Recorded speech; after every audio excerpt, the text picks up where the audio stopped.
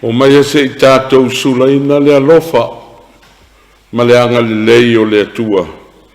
Tātou tāpuai I le atua.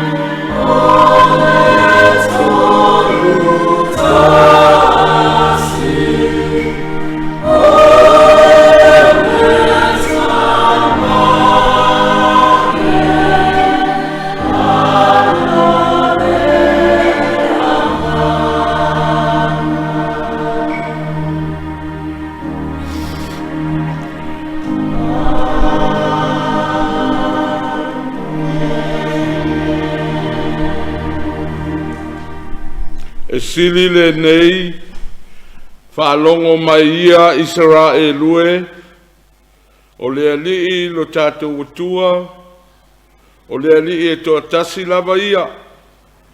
Ia e alofa atu I le alii malo utua, malo loto atoa, malo nganga atoa, malo manatu atoa, malo malosi atoa. Se o tātou tatalo. O lea wā whanga poto lau e kālesia, whātasi malo mātou ta mātou ina. Wa mātou o mai e tu ina atu le vi inga ma le whāne tanga e te tau ai. O wā o tele pēlo o lofa malo wanga le lei. Ao se awa noa foi. Ma whai ai o na mātou whai tāpua inga. Whātasi malo wātu nu. O e ua mawhai, o na sila mai, ma whaafonga mai, I le nei whaasara launga.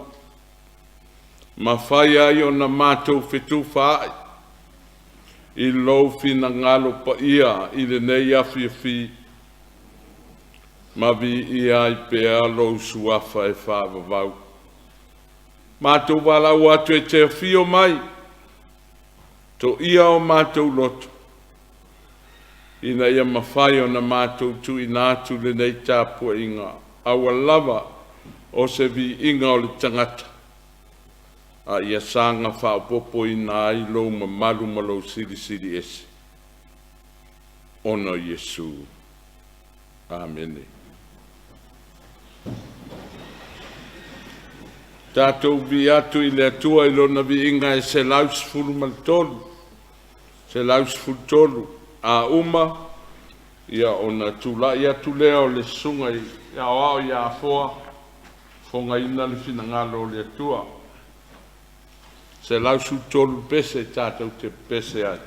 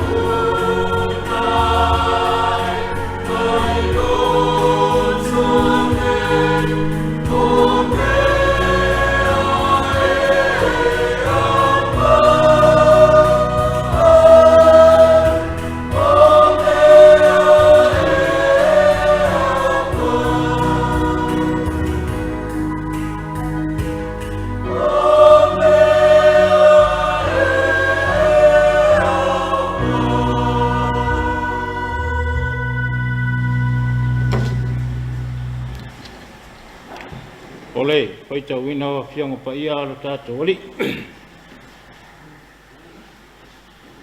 Ole a mau ole tusi tātou te paitao, ma mawhau iai ni ne yaso. Ma le tusi o maa reko, a alona mta upo sipun ma le lua. A mata le paitao pai upo e lua sipun ma le valu. A ngata ma le pai upo e tori sipun ma le pā. Ma reko sipun ma le lua. A mata le paitao pai upo e lua sipun ma le valu. A ngata ma le pai upo e tori sipun ma le pā. O le au tuo ma whauwhaunga o le nei aso, o le maa losi, o le tala le lei, ta Kaspar, in Pertiv. O le whaitau wina o a whionga pa ia o le tātou ali. Pāwhunga maia o a whionga pa ia o le tātou ali. O le au whaitau wina. O sau foi le tasi o le au tusi upu, o whaalongo ane i la la tau sidi. Wa nailoa, wa maalia na sa tali atuai a te la tau. O na pesili mai lea o ia ia te ia. Po le fea pola inga, e sili leo pola inga uma. O na tali atu leo Yesu ia te ia, e sili le nei. Pa longo maia Israelue, o le lii lo tātou atua, o le lii e to tasi ia. Ia e alofa foi i le lii lo atua ma lo loto atoa. Ma lou anganga atoa, ma lou manatu atoa, ma lou maalosi atoa. Lona lua le nei, ia e alofa atu le lua te tua oi, ia pei o e lava ia te oe. Lea i lava se tasi pola inga e sili i nā pola inga. An whai mai lea o le tusi upu ia te ia, ma lie a oe lea o a oe. O le tonu lea wa e whetalai maina, a wae to tasi lava le tua. Le ai lava se tasi ua nā o ia. Ia lofa po ia te ia ma le loto atoa, ma le manatu atoa, ma le maalosi atoa. Ma ia lofa i le la te tua oi, e pei o ia lava ia te ia. E sili lea i taulanga mū atoa, ma taulanga uma. Wa sila fia Yesu, wa tali mai o ia ma le atamai. Ona whetalai atu le ia te ia. E te le wā ma mau oe, ma le mā lō le atua. Taluai, wa le toi wha mā losi. Se tasi whisili ia te ia. Pa manuia mai le atua le tātou whaitau, mawhalongolongo I wina loto o na whiong paia so son mailo na nganga a wa a tiripea mo I tātou. Tu mawat pe ia te ia lona nawa vi inga nei ma so uma se iao o I le whaavau. O le tātou toi vi atu I le atua I lona vi inga e se lausu lima. Se lausu lima le pese tātou te pese ai. A maea o na tulai atu lea fionga ti akono ia Tina Harrington laulang ia mole tātou tāu sanga. Se lausu lima le pese tātou te pese ai.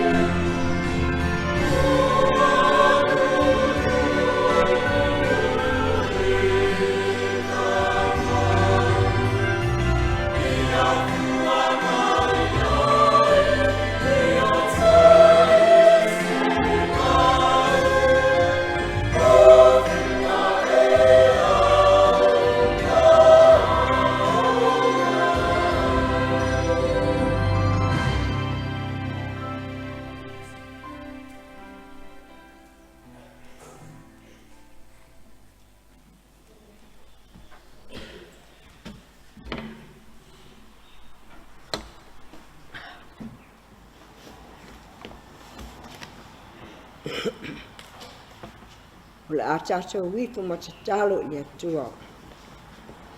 Le atua sili e se o le tamao le alofa tunua.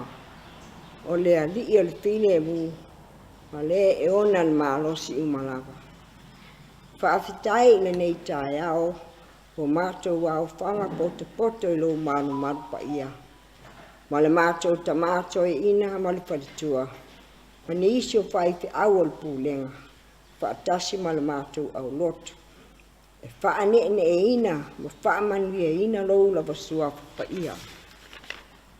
Whaakitai unga whai an mātou whai tāpua inga whaatasi ma lo watanu.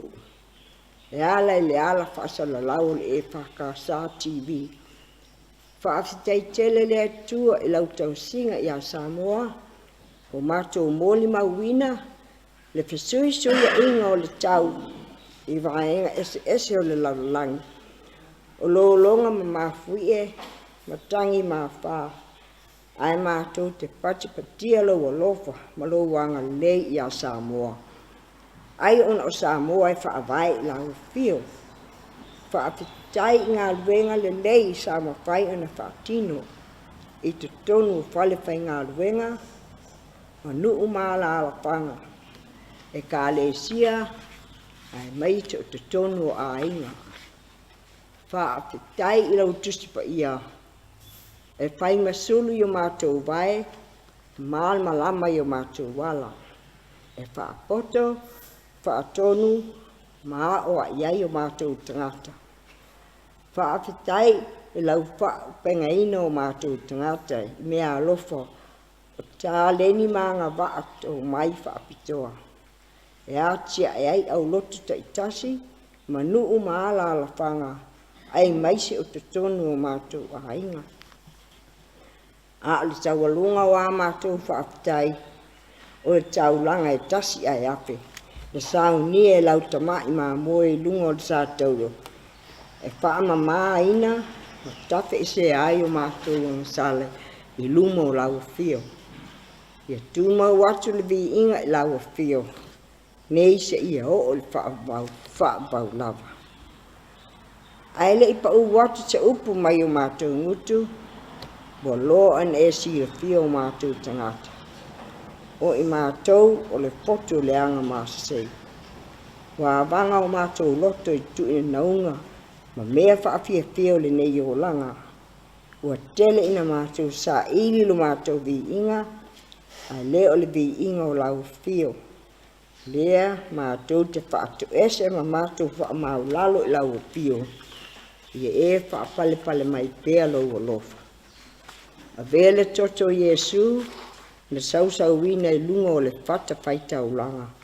E whaama māma tafi e se ai o mātou se, ma toe ave ina atu I mātou, I le māwhitanga ma lau fio, I le o lai whaapau.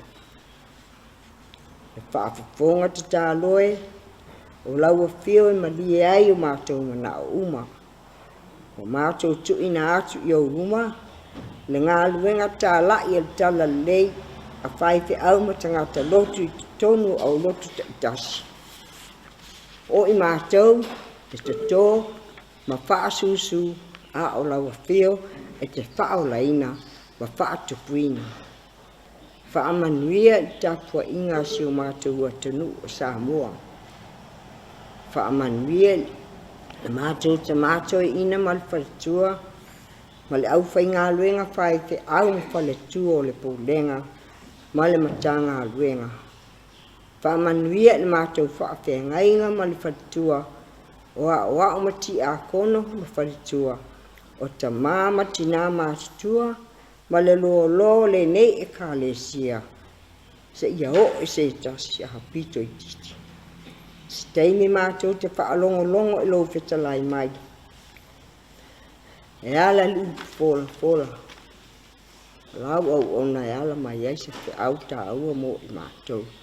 O le mātou te talo lea e alatu ia Yesu Keriso le mātou li ima le mātou whaola. Amen. Se tātou toi vi atu I le atua I lona vi inga e lua se laus ful maleono. Lua se laus ful maleono le pese. Tātou te pese ai.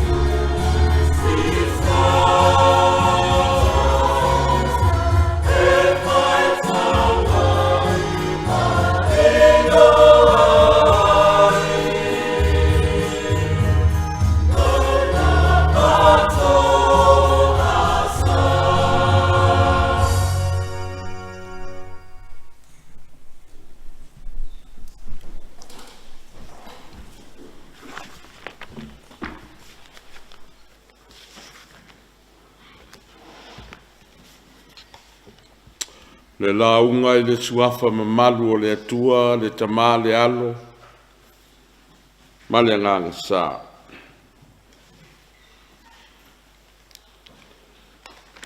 Whilwhilia mai le tusi whilwhilia o le nei tae au, tusi whaitawaso, le mareko i lona tā upu e sfululua, au lona whai upu e tolu tasi e whapea. Ia lofa atu i le ali i lo tua ma lo loto atoa, ma lo wanganga atoa, ma lo manatu atoa, ma lo malosi atoa. O lona lua le nei, ia e alofa atu i le lua titua oi, ia pei o oe lava ia te oe. Le ai lava se tasi pola inga, e sili atu i nā polo inga. O le manatu o le neiva yaso, approaching the kingdom, a ngai atu i le malo, manatu au tu o le nei tae au, o le malosi o le tala le lei, e pei e tau le tala whea ngai le wha Samoina, o le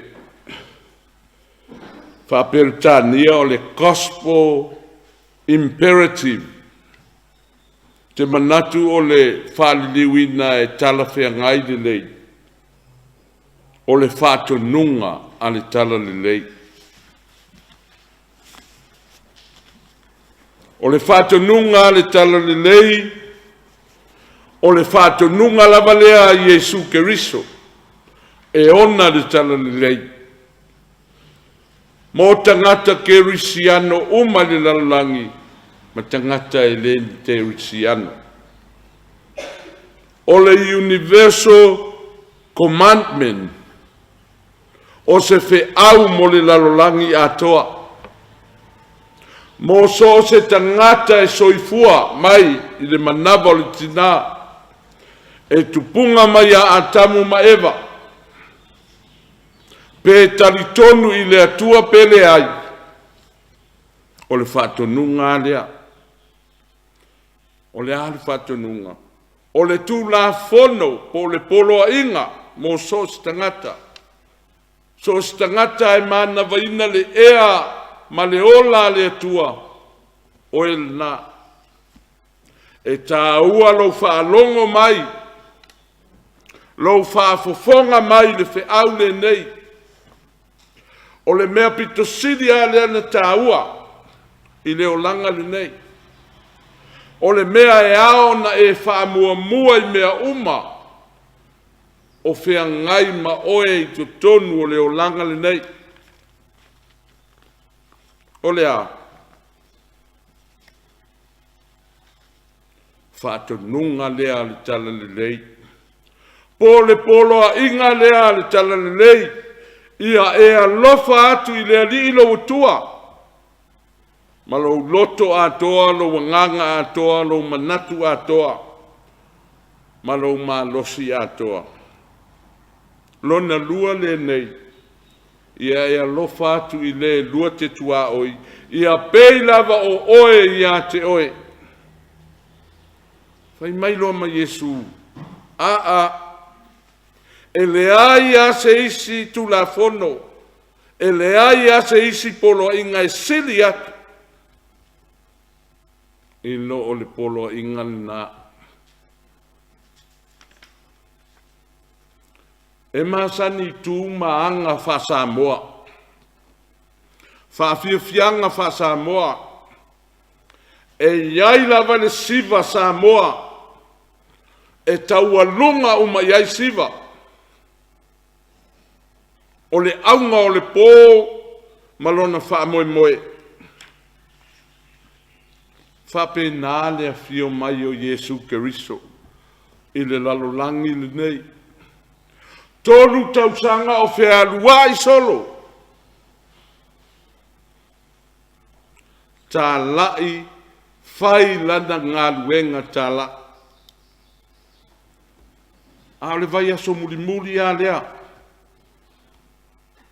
O le vai aso muli muli a lea ta ua o le Passion Week. O le vai aso lea alua e ai lunga o sa tauro. E taua lunga ai lana ngā luenga tala. E ala i lana sa anga muli muli. I lunga o le sa tauro. E whaailoa ai le lalolangi. O le atua na ulua i alofa mai a oema. E ala i lona au mai o lona alo pele o lana tamai mamoe. Na foa i mai e osi ai le taulanga. Mo le lalolangi ang sang. Se tātou wa aila le setting o le mea leawa. Tusi e mareko i le nei tae au. O leo mai ale sungfua. Leo wa ulu fale atu Yesu i totonu o le a aio i Jerusalema. I langan malanga whaatupu. A o le asfaraile lava lea. O le vai aso lea. E maliwa i lua ma tau lunga o sa tauro. O le aso lua.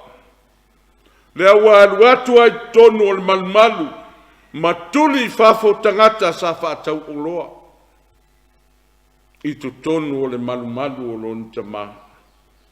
A le o ngā to tonu lea o le vaiaso le aso lulu. Lea lai. Tusi e mareko le vaenga leo tusi. Tupu le aso lulu. Ua matua ma ofa le motu o tangata. Le ofo ngia o ana a onga. O vavenga. A o lo filongia i le motu o tangata. O le au farsai, o le au tusi upu, le au satu kaio.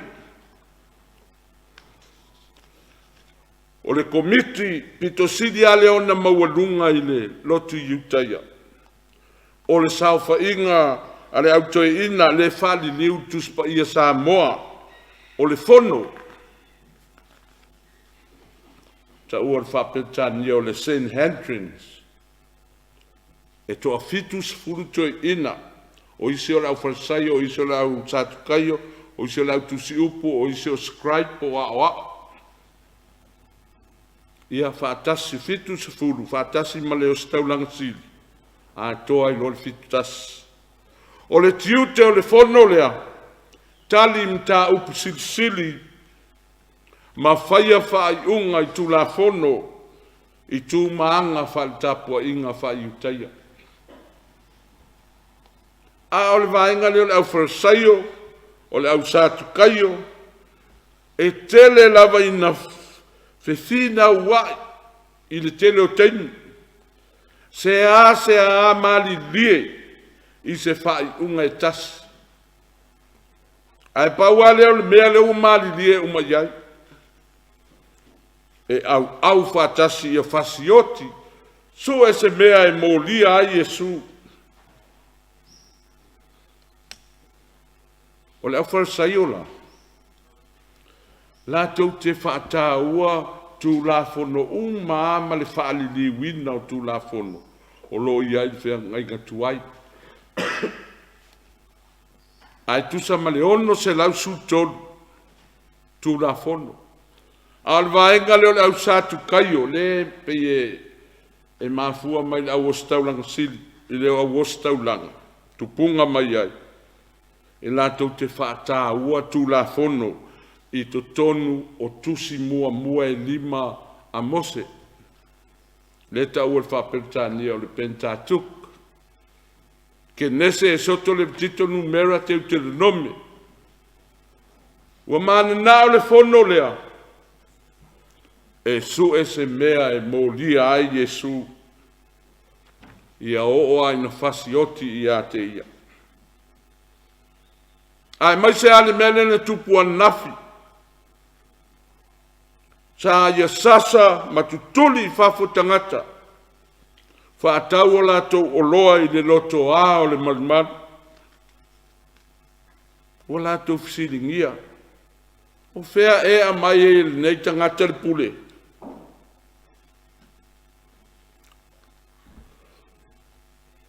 ua ia whaia ai nei mea. Ia, o na tango o le fono, ua turi tangata e to lua o lato sui e to lua, o le whalo saio ma le sātu kaio. E oe tofo ia Yesu. Aia, ua fo'i mai ma le mātanga. Au mai lava e, mātai o le tala lea tas, lea i tātou whaitawina.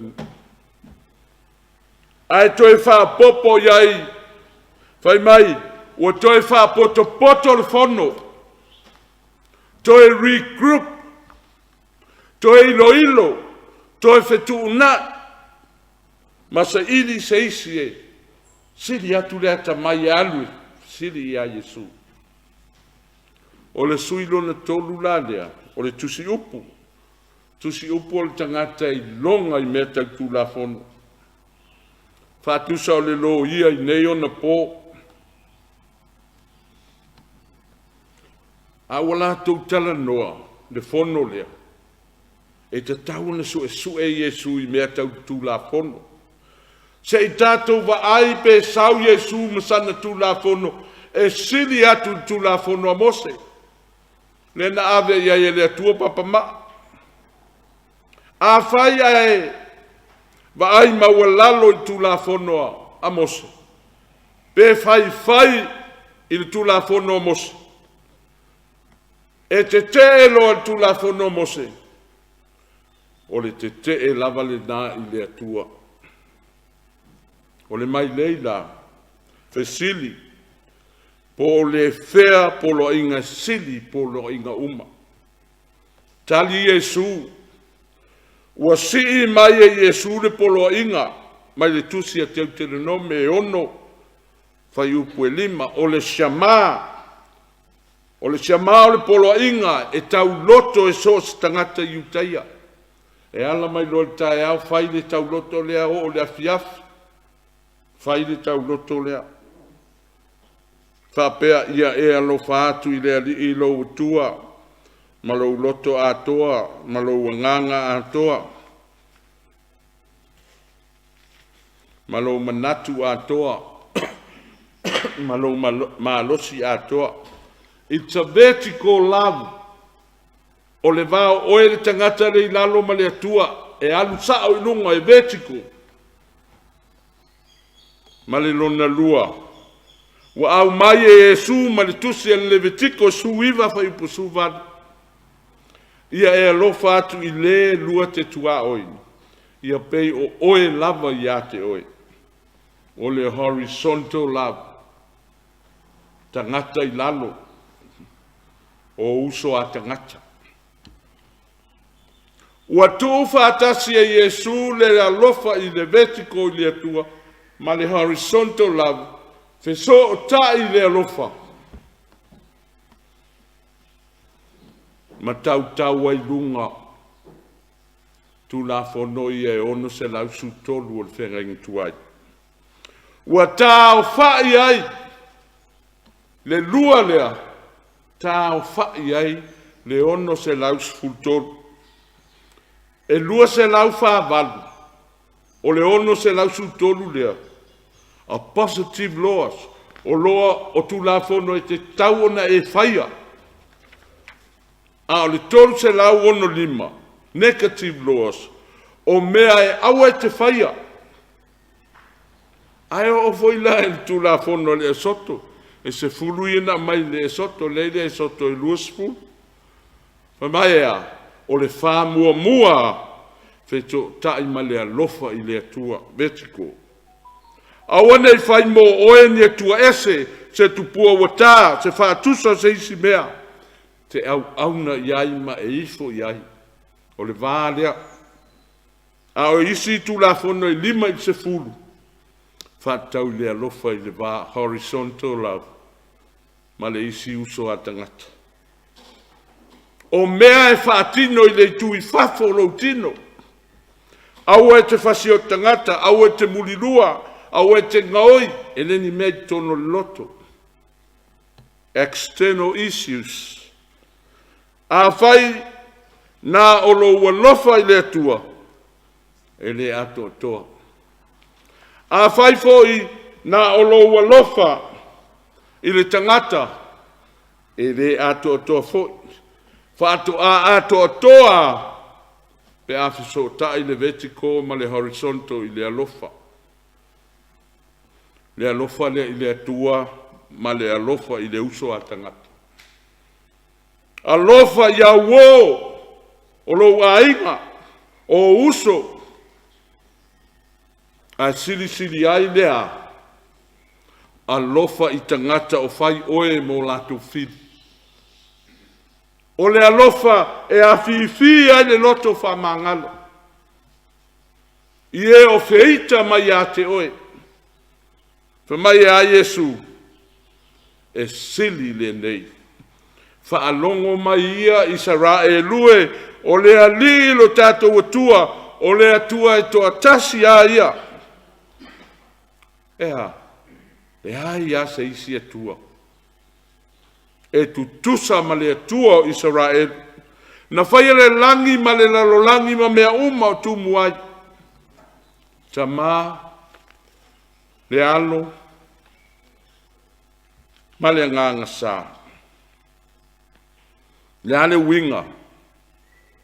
Ma lo loto atoa, ma lo nganga atoa, ma lo manatu atoa, ma lo malosi atoa. Le ale winga. A tu se whaupunga whaingofie. O hau ngai o inga, e whai mai, i lo wala mai le tae au, se ia o ina e tō whai le pō. O a me tutupu i to tonu o lo loto, le inner person, po le tangata lilo lo i to tonu ia oe o lo loto. O au upu e sau mai to tonu, o mawhauwhaunga, o manatu, o langona, emotion, ata mai ita mai tangi whaali. O lo tamali anga. The core of your identity. O le malosi o lo mafofau. Your mind and your will. Power of your intention. O mea nai, o a uma me tutupu i to tonu o lo tangata. Ma mea ia te whaatino i fafo. I fafo mai, o au ngā ruenga whātino, tō tō au tia pula. Savali, o ngai o inga i le tui fafo, o au mea umana. Whamai e a, le whai ia, whamai e a Yesu, ofo a toa uma atu mea nā, ma louta ngata a toa. O au ngai o inga i le teimi e te ala se i e moe e o ai lau miti. Ofo uma atu louta ngata ma au mea uma nā mo le atua. Ai ale nā tura e masani ai le tangata.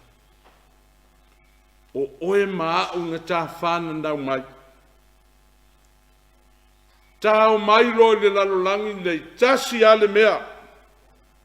E te alofa oe na oe, o au, te alofa na o au, o le nā tura leo langa, selfish, wha mua lava lo oe lava tangata, sa ili au manaonga, wha amalie, mea te mana oi o lo manuia, o a mea te fia iai, o le moto le nā o le lalo langa. Before you love others, love yourself first. Enjoy life and be happy. Awa a o mai le oti. Le ai a se isi mea. Finito. Woma. O le moto le nā tangata. E oi fea. E oi se oli. A o le manatu au tū o le neitai au. O le whātu nunga o le talalei. Pei o na polo a ima ia Yesu mo le lalulani. A lofa mua i le atua. Ma le isi uso a tangata. O na ato toa lea. E te leto e pule oe i a te oe. ua pule ke riso ia te oe. O le alofa moni ale na i le atua. Fai mai le tali a le tusi upu. Ai ai tali ai lai lili nifo. Ioe Yesu e sa o le lei oe. Tonu le lei lau tali. Se ta i le anga. Fa peo le a maua i le o Yesu. Ona fai mai le o Yesu. Ia te ia. E te le va mamao ma le malo le atua. E te le o mamao ma le malo le atua. O le fisili. O le ale lata lata. O lea. Lata is not good enough. Fia nisi i le nei Afiafi whaalongo ma lata ai le yo o ai ai. E le iuru fale e le tau no. Fe au ta ua o le nei Afiafi. Ta tau ona e uru fale, you must enter. Ulu fale maia i le manuia o lo wali. Ta lofa i se tusi upu. Toe lava a o le faitotoa. Ai le iloa o na ulu fale. Wai iloa atu le faitotoa. Ai le mawhai o na aluatu i totonu. Ai se a. Wai mantua le saunoanga Yesu. Le al saunoanga Yesu. E le aluatu lava se tasi le tama. Pe a le ui mai ia tea. Le tusi upu e malama tu la fono. Pe o le a o le vaai polo inga. Aia. E musu e fatu o tua. O Yesu o le alo o le atua. E musu e talitonu o Yesu o le Mesia.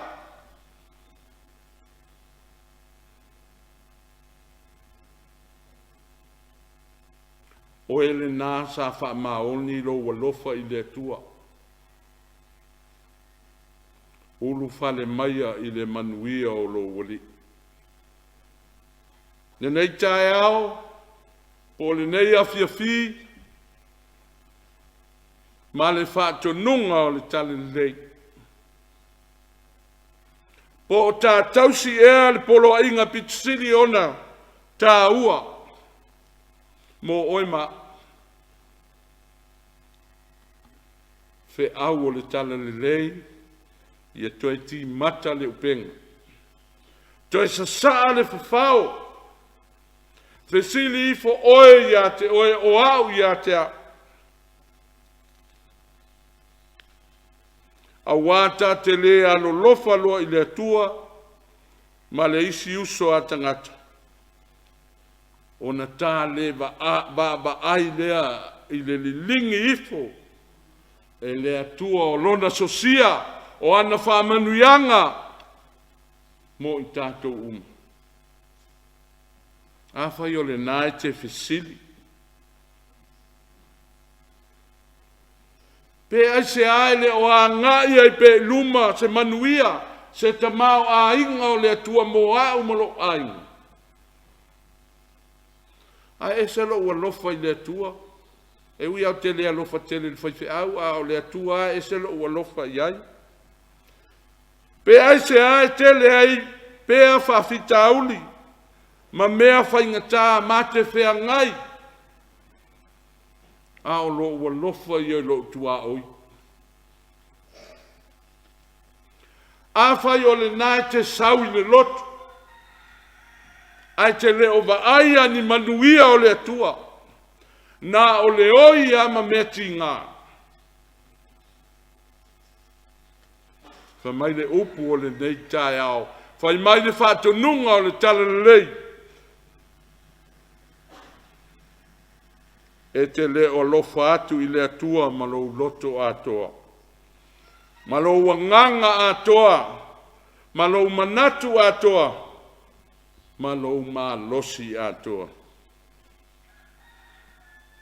E te leo alofa atu fo'i i le lua te tua oi e pei o oe lava ia te oe. O le atua i lunga. E ato atoa i olo na alofa mai a tātou. A o tātou e afa. Ma le ato atoa lo tātou alofa i a te ia. Mana tua e manga lua le alofa.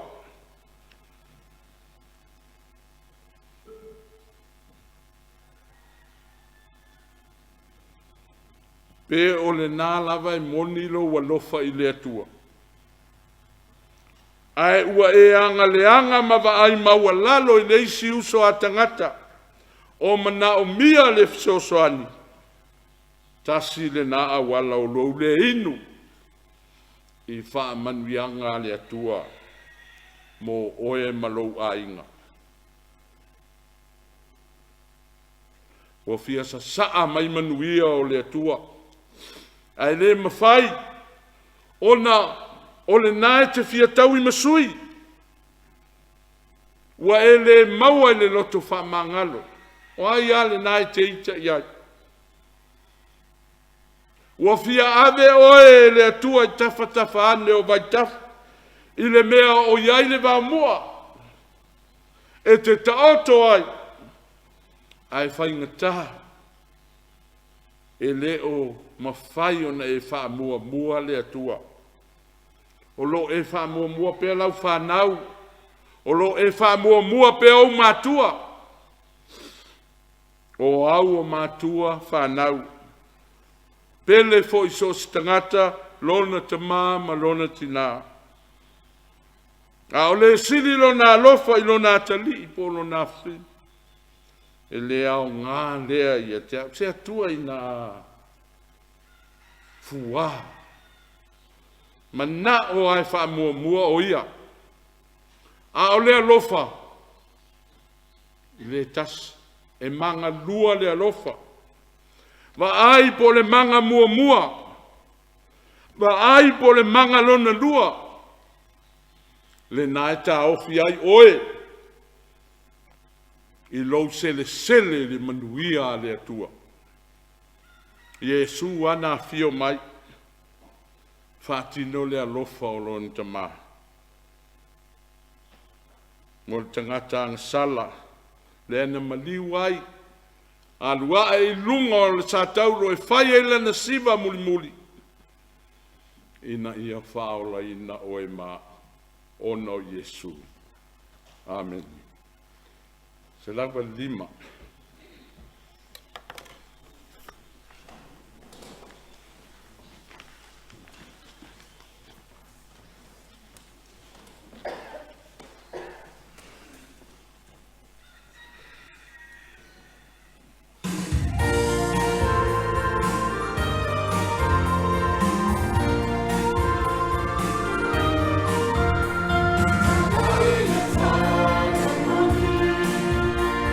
It's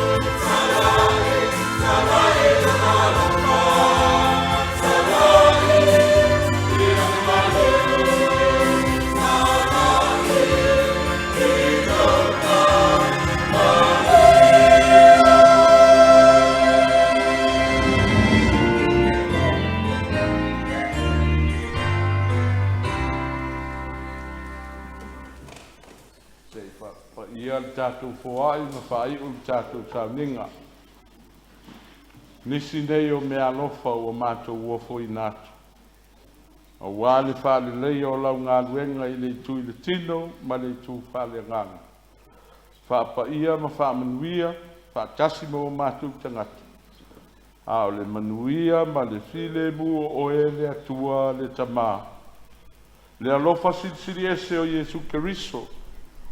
No mātou walii ma no mātou whaola.